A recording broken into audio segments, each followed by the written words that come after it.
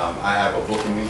This is my friend, my brother. Thank you, Kelly and Oliver. I'm a multi-award winning best-selling author. If you want to start a new business, I suggest you write the book on it.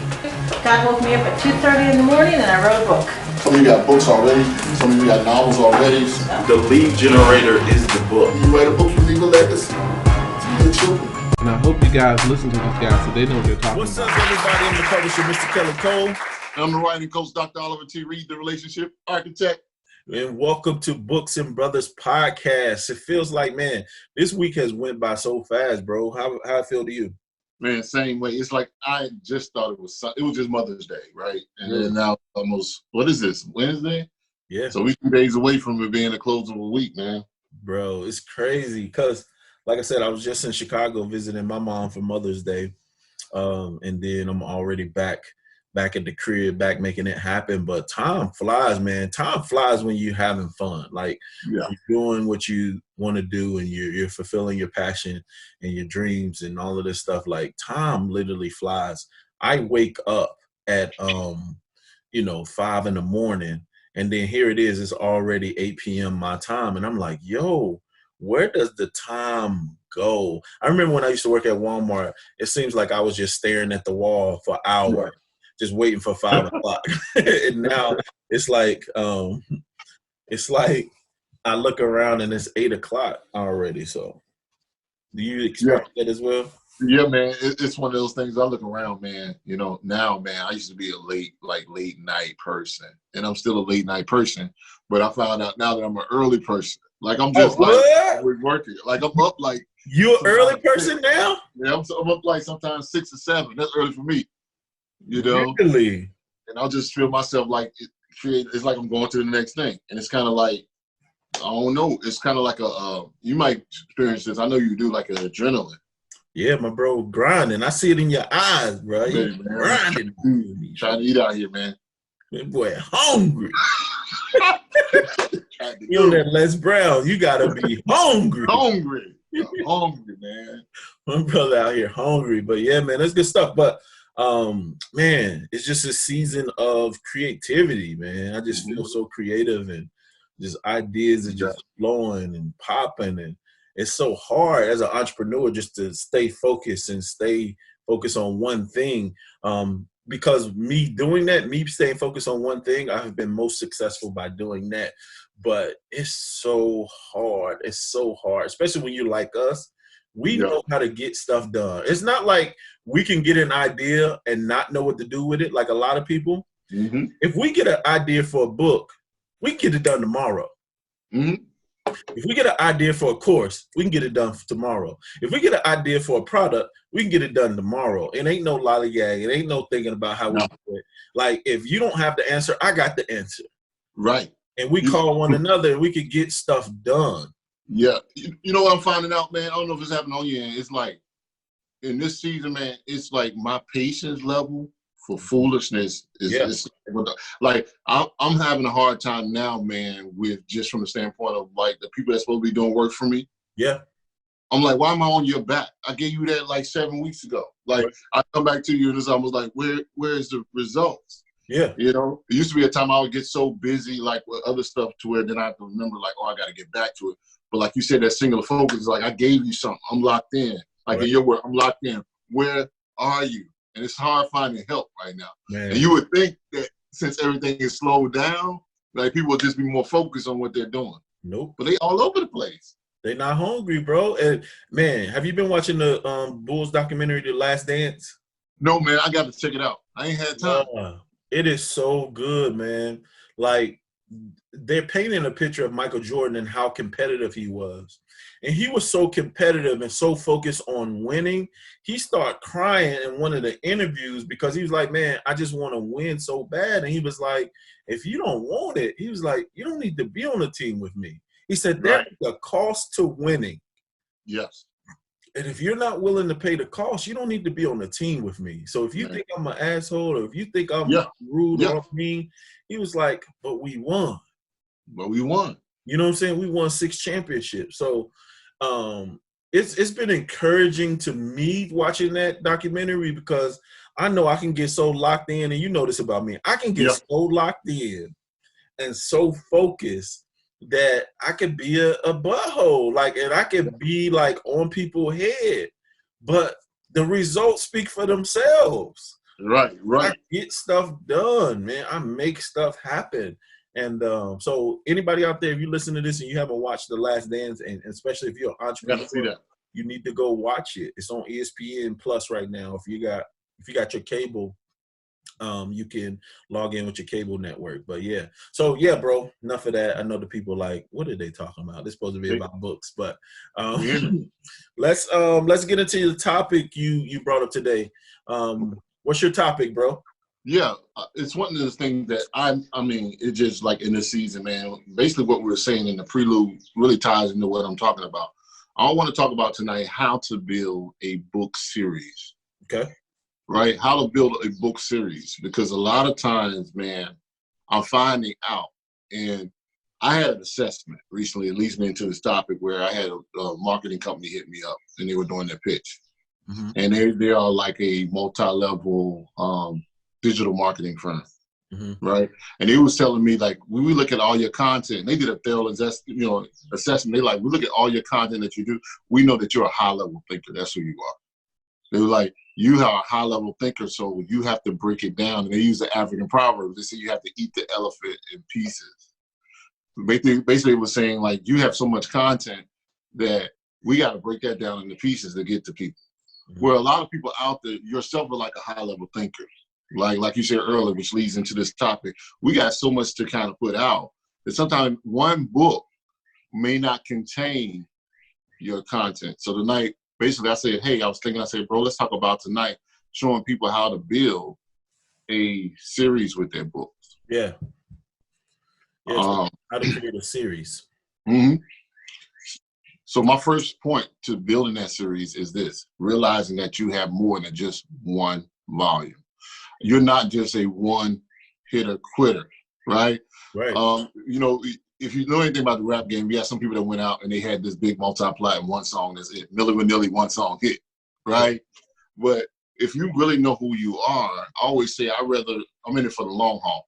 You mentioned Michael Jordan in the beginning. I haven't seen a documentary, but 6 championships? Right, 6. So he was in it for the long haul. I don't just want to win one time. And so when you really start looking at how long you really want to be around, mm-hmm. and myself, I don't want to be around. I want, Kelly, when the dust is blown from my bones, that people are still reading my books. Yeah, definitely.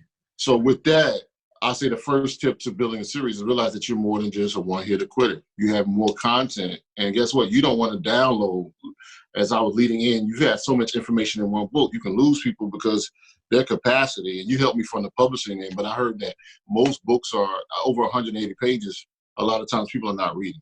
Yeah, for sure. Yeah, it's intimidating to a lot of people, books that are over that amount. So I always tell people, 100, 150 pages, especially if you're not a celebrity that people, want to hear what you got to say, if that makes sense. Mm-hmm.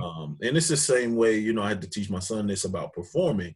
It's a difference when you have a Kirk Franklin on stage versus a rapper that they don't know. Okay. Right. When you're not known, you need to get in there and get out. You need to make an impact, get in there and get out. If you're a Kirk Franklin or somebody with a name, they don't want you to stop. Right. You know what I'm saying?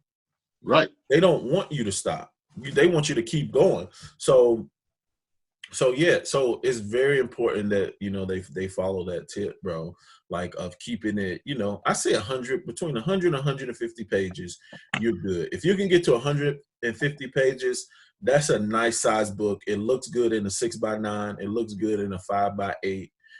You should be able to do some good stuff with it. All right. You gave your first point. All right. I just want to give them some examples of series and how they done them.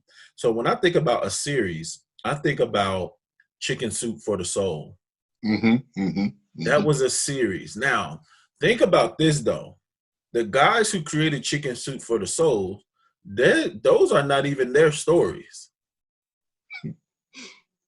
Right. So they created a series of books, made multi-millions of dollars off of other people's stories. Yeah. formulated them and created a book series. So think about that. We talked about creating an anthology. You can create a series of anthologies using other people's stories. Wow. That's my first example of my first. You came out pulling up like MJ, like 30 seconds left. Told you, bro. I'm in this creative mode right now. I don't know. I'm hot. You gave it to him like that, Mr. Cole, at the beginning? I'm hot right now. Yeah. I would say number 2, man, you hear me teach this if you've been to any book it, and I'm just going to get out the surface of this tonight, is you don't have to finish to be finished. Yep. And again, you don't have to finish to be finished. And I learned that.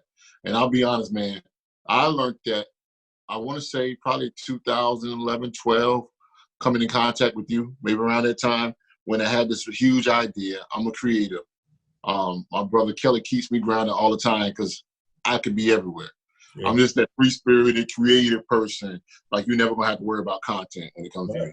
Right? And you told me, like, bro, you know, I was like, man, I was having this problem. Like, I want to write this book, Spiritual GPS, but I got, like, all these different quotes and different things to do. And you said, bro, just break it down. You just like that. You say, break it down and just whatever. I'm like, oh, I can break it down?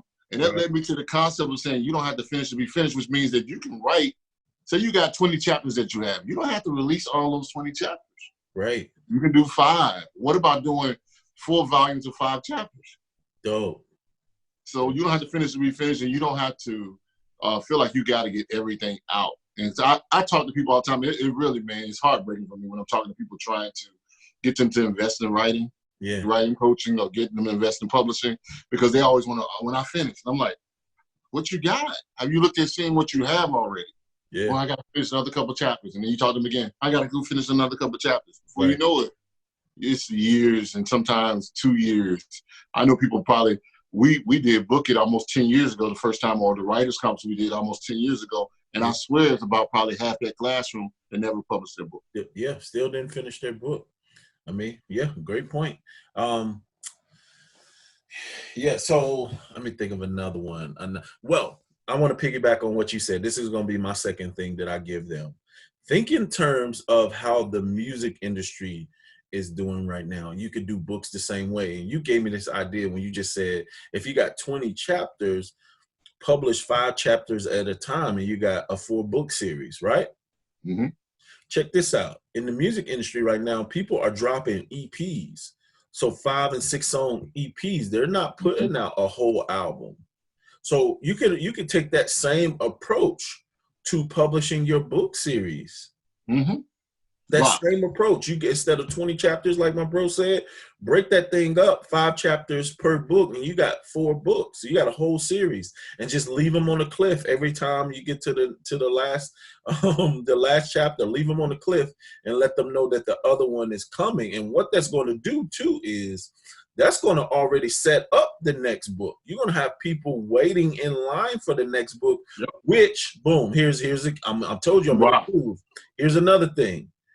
In the end of the first book that's in the series, you can go ahead and have them pre-order the other 3 books, and they'll pay for themselves. Wow. If you write the first part right, you can have them pre-order the next 3. Already pay for themselves. Man, I'm telling you, the publisher is speaking. You hear me? Tonight is fine. Check this out. The biggest thing that you got to also realize is that you set them up, and you can always put a be continued. There's several books that I just stopped and you're saying be continued. Yep. Right? Just put a be continued there. Now I'm gonna hit you with another one in my third point.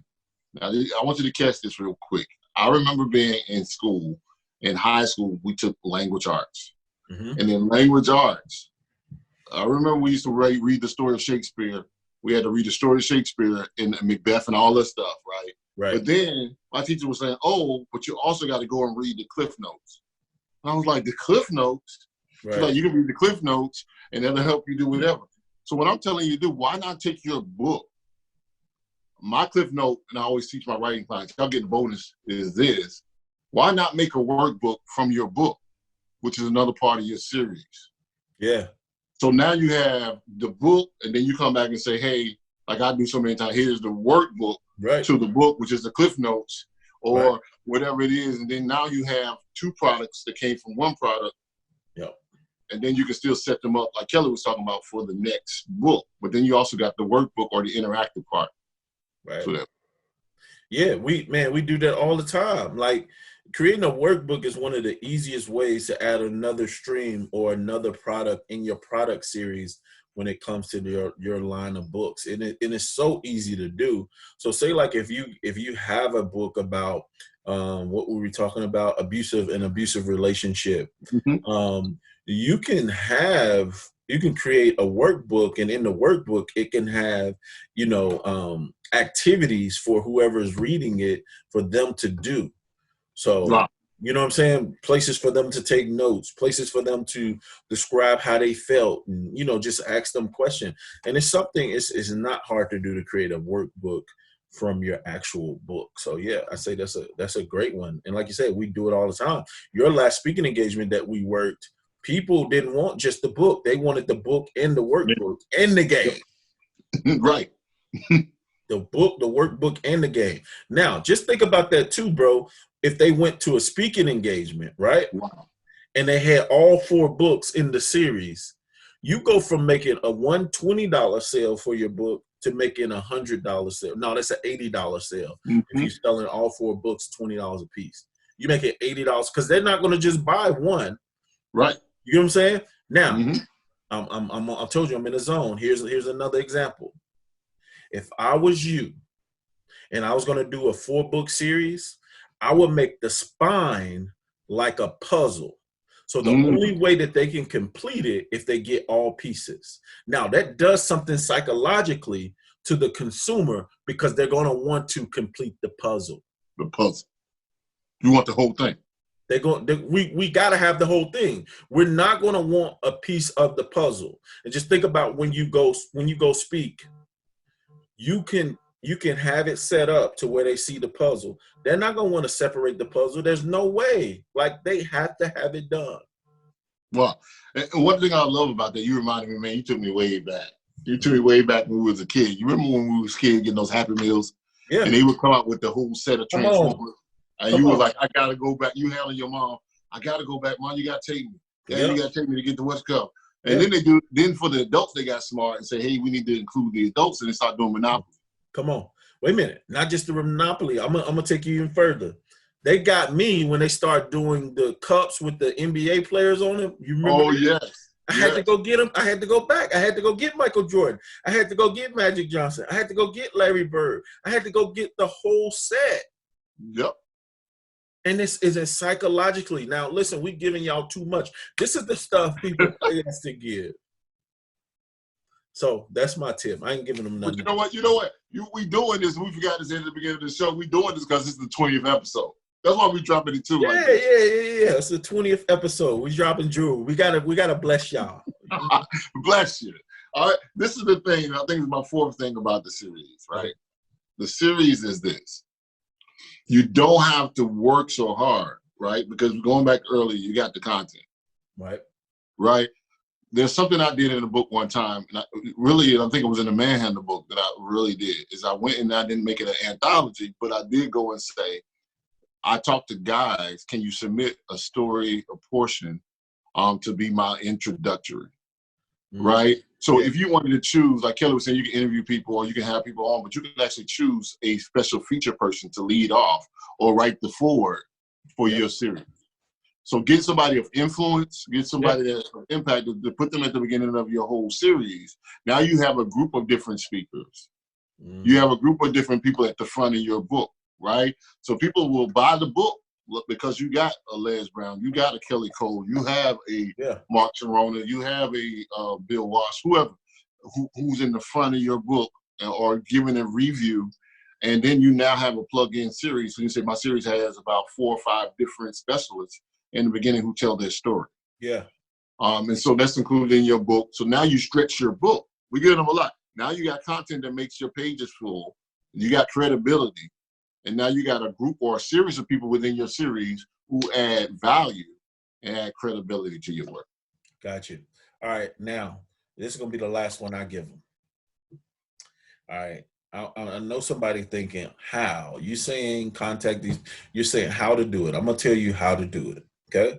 You have an advantage. Okay.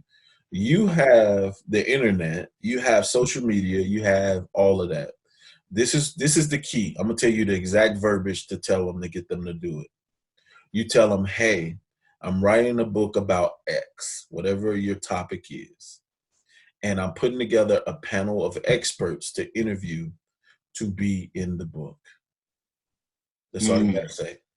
And then just list everybody that you've contacted. These are the people that I'm contacting that I want to be on my panel of experts. Now, who doesn't want to be on a panel of experts, especially if it's in their field? That's all you need to send them. Send them an email. Say, hey, I'm writing a book about this. This is who I am. I want you to be a part of my panel of experts. I want to do a 30-minute to 45-minute interview. Just let me know how we can make that happen. And whenever you have the time, I'll make time. That's all you have to do. That's how I got the interview with the Sharks. That's it. I sent Barbara Cochran. I sent all of the Sharks that interview. Barbara Cochran and Mark Cuban was the only one to respond. Mark just said he didn't have time to do it.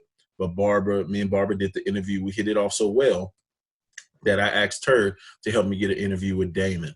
And that's all I needed to do. So don't be afraid. Go out there, send those emails, contact those celebrities, do whatever you have to do, or influencers, depending on what's your topic of your book, experts, and just ask them to be a part of your panel of experts.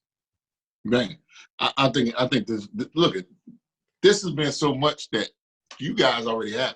Like, this is those steps right there. If you follow those steps, you can have explosive series. I'm like, I got to give them some more. Go ahead. You got to give it to them. I got some more. Go ahead. It's your point. All right. I was going to say this real quick. It's really keeping your titles. You know, one of the things I tell in my coaching is keeping your titles, but how to trick your book, which means how to make your title appealing. You keep the main story, and I'll just break it down. I'll call it almost like the Star Trek effect. You know it's going to be Star Trek, but they go to Return of the Jedi.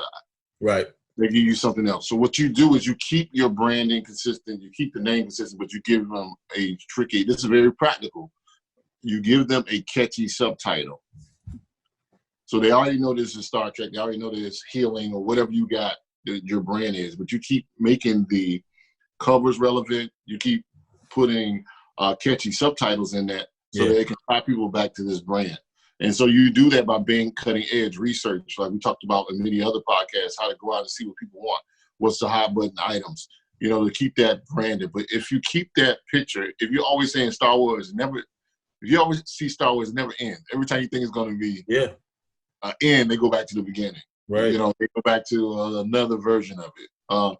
And so the biggest thing is keeping your book alive. How you build a series is keep it alive. Be creative, be inventive, and be witty. So I would say the title, keep your title, you know, whatever the topic is, but then get those catchy subtitles and fully brand it across your series. Dope.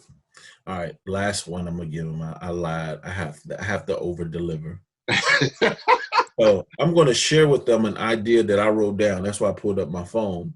That I'm gonna work on just to spark an idea of how easy it is. Okay. And this is going to be a series because I know there's so many of them that I can go on forever. I can release one of these books a year if I wanted to. I wrote this down, and I don't know where I got the idea from. I think I was just driving. I wrote this down. I'm going to do a book called $1 Million Author Secrets. What I'm going to do is I'm going to interview authors who have made $1 million from their book. $1 Million Club. $1 Million Author Secrets.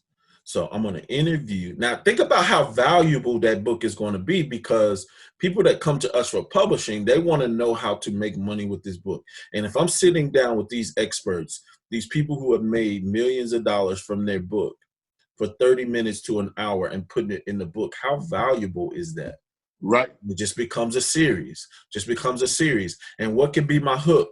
I can make sure I have at least one major celebrity or influencer in each series, in each book. that's going to tie it all together. That's going to make people want to get the book. Because if I interview Jack Canfield, that's the guy Secret, what is it? Soup for Your Soul. What's the book? I forgot. Chicken Soup for the Soul. If I interview him for the first book, and then if I interview, Robert Kiyosaki for the second book, and then have these other authors that's a part of it, $1 Million Author Secrets. How powerful is that, bro? That should give them an idea. That should be exploding in their mind right now. Right now. That's to me that you can't even put a value on that. Nope. Because I can't even say what you will attract from that. That's just genius. That's pure genius. That's how we get down on Books-N-Brothas podcast on the 20th episode, bro. That right there, we just gonna set the book up on that, because if you get one principle from this podcast and you work it, it's an ends to a means, or a means to an end. Bro, do you know I talked to somebody today who scheduled a call with me, right? And I asked them, I was like, okay, so where are you in the writing process of your book? And I was like, so what do you know about me? She was like, I watched every single video you've done.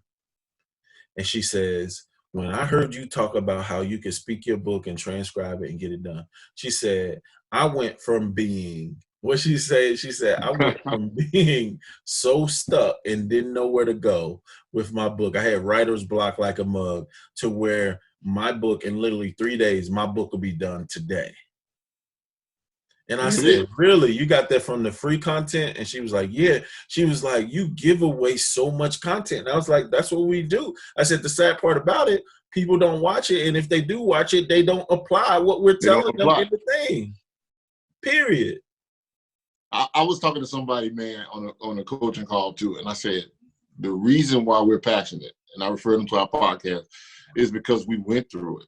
Yep. We went through everything, bumped our head. Like, we've done some stuff. Like, why not? I say, I want to be to you what I wish I would have had. Yeah. When I started writing. For sure. Yeah. I wish somebody, like, I was thinking about that very thing. Like, man, what if I knew about these tools, or what if I knew about these resources back when I had started, bro? I knew but we had to go through the trenches, and luckily for y'all who's listening to this podcast or watching this on YouTube, you can learn from our mistakes and skip all of that stuff and save a lot more money if you just do it. All right, bro. That's all I got, bro. You got anything else for him? No, that's it. I think we over-delivered tonight. I believe so too. If your ideas are not popping off in your head, you are missing something. Like, something is wrong with you, because I gave you, like I said, I gave you a book idea that I'm working on myself, so you can actually get it done. All right. So as we always say, if you want to book us for an event, if you want some one-on-one coaching, Doc is available for writing coaching. If you want publishing coaching or marketing coaching, I am available. Just shoot us an email, booksnbrothers@gmail.com. If you're watching this on YouTube, the email is below. Also, wherever you're checking this out at, there is the email below this. But make sure you subscribe. If you're on YouTube right now, subscribe to us. Please help us get to our 1,000 subscribers so we can start monetizing our channel. Make sure you follow us on Apple Podcasts, Spotify, Google Podcasts, and everywhere you listen to your podcast. But that's it, man. Take action. Make it happen. We're giving you the goods. Apply what we're teaching you. And if you have any questions, DM us on social media, on all of our social media platforms, and shoot us an email. But, bro, you got any final words before we give them our quote? No, I definitely want to say this real quick, that we definitely appreciate those that are doing it. This is our 20th episode. We have guaranteed, and we've been doing that by the grace of God, to bring you an episode every week, no matter what. We've been in different parts of the country. We've had technical difficulties. We've had all different kind of things. Corona, like everybody else, but we are making sure, because you matter. And I always say that. I want to thank the people, Kelly, because time is the most precious commodity you can ever give somebody. Yeah, appreciate y'all. Like my bro said, thank y'all, the ones who are listening, the ones who are rocking with us. Make sure you share these with people. You never know who, somebody will get one thing that'll give them a breakthrough in their life, who needs to write a book, who needs to get it done, that may need to hear this stuff. So share these, please share, like, comment, subscribe. And we appreciate y'all. All right. With that being said, you don't have to get it right. Just got to get it going. All right, y'all. Peace. Love you, bro. See you next week. Love you too, man. All right. I have a book in me. This is my friend, my brother. Thank you, Kelly and Oliver. I'm a multi-award-winning best-selling author. If you want to start a new business, I suggest you write the book on it. God woke me up at 2:30 in the morning and I wrote a book. Some of you got books already. Some of you got novels already. The lead generator is the book. You write a book, you leave a legacy to your children. And I hope you guys listen to these guys so they know what they're talking about.